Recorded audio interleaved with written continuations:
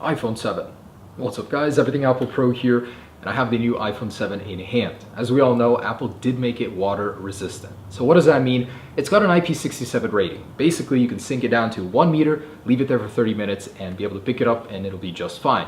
But will it really hold up? That's what I want to test out today, and I built an awesome contraption to go ahead and do that. So officially, we're going to test it at the 1 meter rating for 30 minutes. Then I want to test it at a next level, comparing it to the new Galaxy S7. So that means 1.5 meters at 30 minutes. I want to see, even though it's not rated at the IP68 rating that the Galaxy is, if it'll hold up at that rating. Basically, how water resistant is the new iPhone at a depth of 1 meter and 1.5 meters for 30 minutes. Let's find out.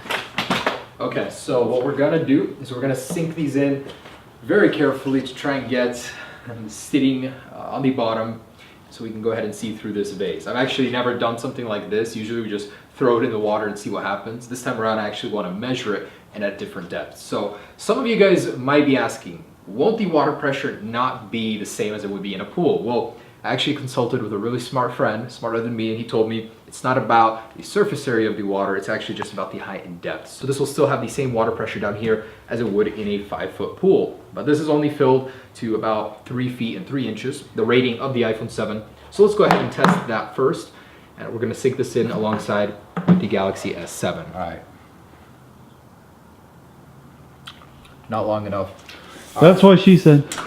All right, the first to go in will be the Galaxy S7, and we're gonna start a timer. So at 1 meter for 30 minutes. All right, man, this is sketchy. Here it goes.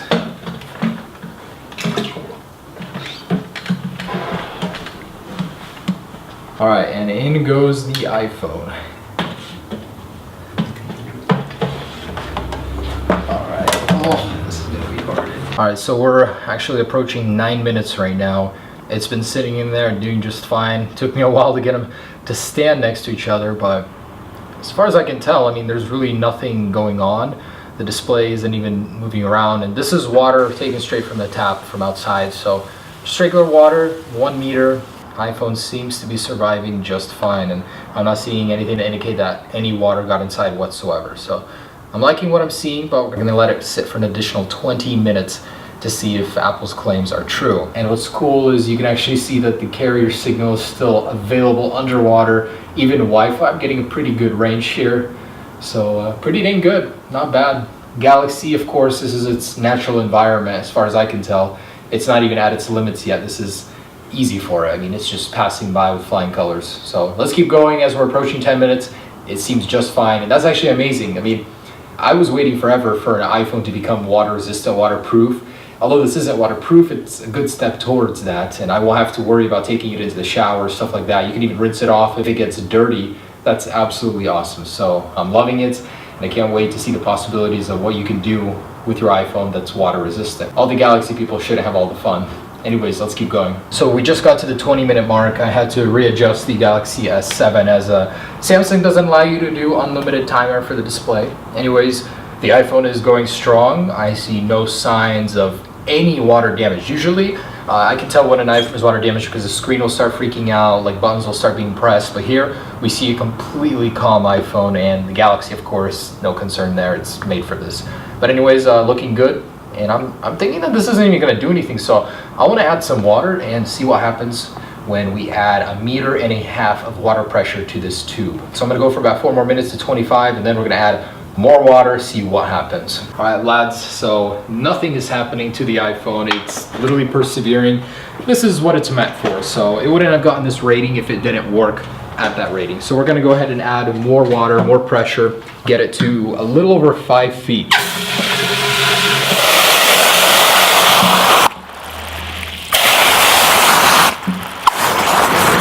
Right, so there it is, literally completely full to the brim. That is a little over 5 feet of water pressure.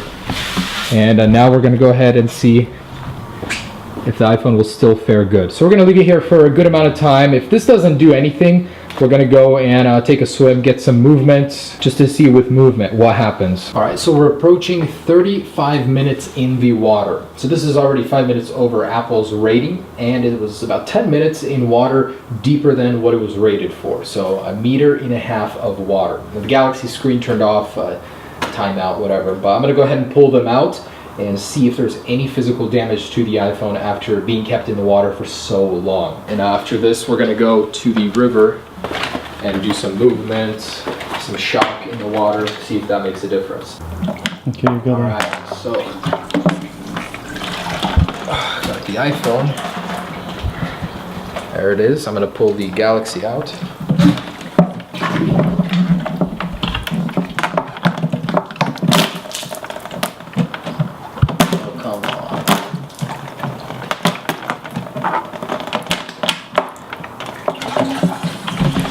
All right, and there's that. So, in the watery graveyard over here, let's check out what happened to these guys. So, oh shoot, oh, for a minute there I thought the Galaxy was done for, but it's still going strong. So it's going a little bit crazy. I'm not sure if that's because of water on the display. If it continues to do that, it might actually have water inside. So I'm gonna set this aside and check out the iPhone for the time being. 3D Touch Home button is still working just fine. The display is responsive. Looking at the camera, I'm not seeing any moisture in there. In the back, no moisture. It actually seems like a very, very solid enclosure, so water would have a very hard time even getting in here. They sealed off the home button, sealed off these buttons, they're no longer concave, so it's definitely a better design for the water resistance. I'm liking this. And of course, Apple recommends you don't charge your phone. Oh, what was that? There's a certain amount of time Apple recommends you don't charge your phone for after. I'm not sure how many hours, but you should never plug in your iPhone if there's moisture in here. Make sure to blow it out, dry it out. But guys, I'm not seeing any signs of damage. I'm seeing a scratch on the display from something. So it's going to be very visible for people with black iPhones. Other than that, it seems to be just fine. After 35 minutes in the water, and 10 of those being in 1.5 meters of water. So let's go to the lake and see with some movement if we can change the status of this iPhone to deceased. Let's go ahead and head out to the club. Okay, iPhone 7, I'm gonna go ahead and jump off just maybe like 15, 20 feet right here. Do some swimming, see if this thing can handle it, but beautiful view. All right, let's do this.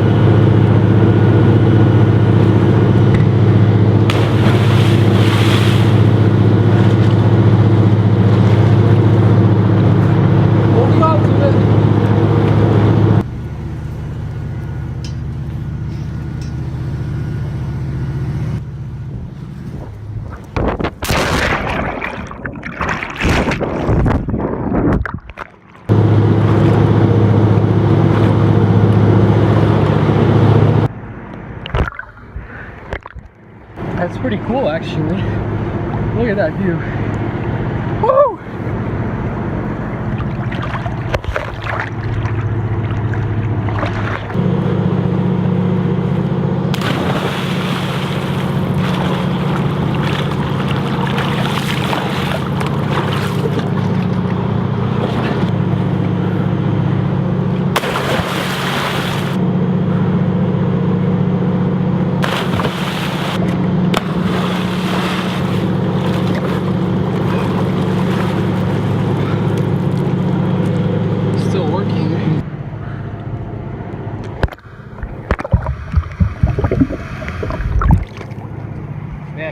It gets really blurry underwater though. I'm actually gonna try and perform a bee rescue right now. There's this little guy struggling in the water. Luckily for me, I've got my iPhone 7. I can handle this, so climb on, buddy. There's a bee sitting on top of the camera sensor right now. It's black because the butt is showing in it. Alright, so I went ahead and saved this guy thanks to my handy dandy water resistant iPhone 7. So you will live to see another day, Mr. B.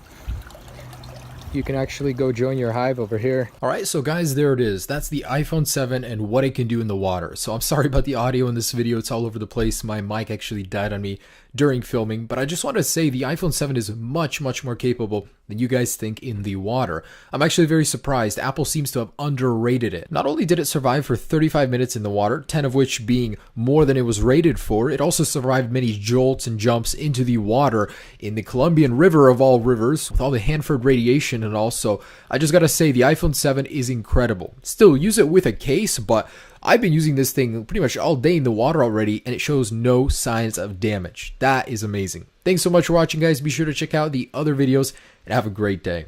Peace.